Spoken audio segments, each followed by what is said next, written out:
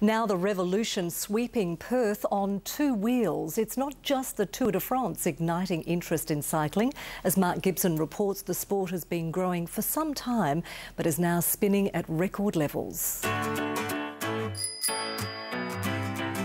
It's Perth's two-wheeled revolution. It's cool to be a part of. The craze with no age limit. It's keeping me fit.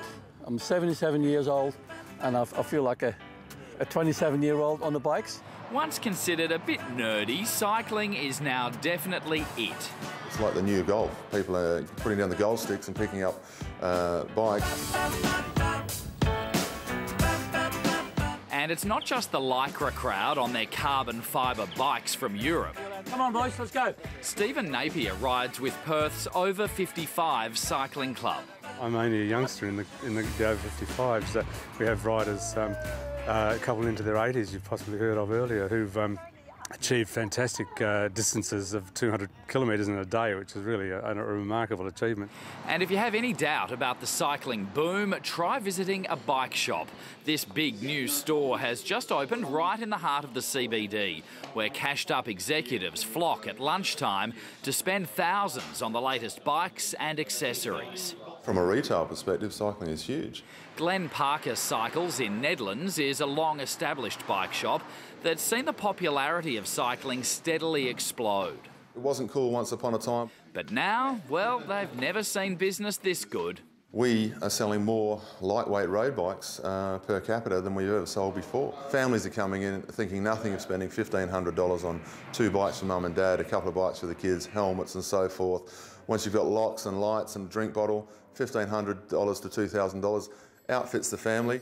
About $500 gets you a good quality general purpose bike. A helmet, pump, lights, water bottle and lock will set you back around $150. If you're a bit more serious, a lightweight racing bike starts around $2,500. Another $500 for accessories. When people realise they can go down to a shop and buy a lightweight racing bike that you can actually ride in the Tour de France, I think people like the idea of that. You know, if you go and play a sport like golf or tennis, you know you can't serve like Roger Federer, you know you can't hit the ball like Tiger Woods, but on a bike you can get up to 50 kilometres an hour, and it doesn't matter how fast they go on the Tour de France, you still feel good about yourself. Matt Poyner is amazed by how many people have caught the cycling bug. We've got guys who have never ridden a bike before in their lives who come in and they just want to ride the bike once or twice a week. And all of a sudden they're finding themselves 4 or 5 times a week doing a couple of hours a day, which is like 60 Ks each time they go. Many find it addictive. Very much so. Endorphin junkies, that's what cyclists are. The good news is it's a healthy addiction. You know, these are guys who have never ridden a bike before, never really went to the gym, but so all of a sudden they're doing 300 kilometres a week just socially. They get busy at work and they start to have withdrawal symptoms about being able to get out on their bike. Our climate, flat landscape and abundance of bike paths make Perth one of the best cycling cities in Australia, and thousands of daily commuters are catching on. Encourages people to ride. I think a lot more people should do it.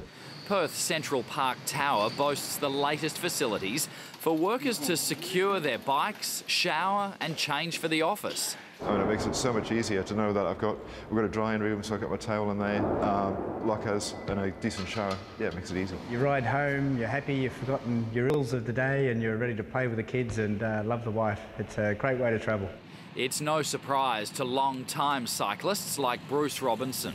If you just view the world through the car windscreen and the traffic jams on the major roads, then when you start, ambling through the back streets, it's a lot quieter and more pleasant, and you see lots of different things.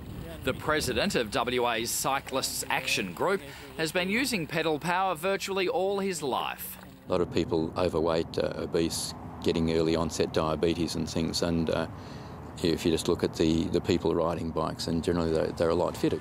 He's a great believer in kids on bikes too. The earlier the better. Up we go. Ready? Put your foot in. Bruce regularly picks up grandson Alex from kindy on his bike. Ring the bell. Up we go. If you don't learn to ride a bike when as a kid, then it's much, much harder to take it up as an adult.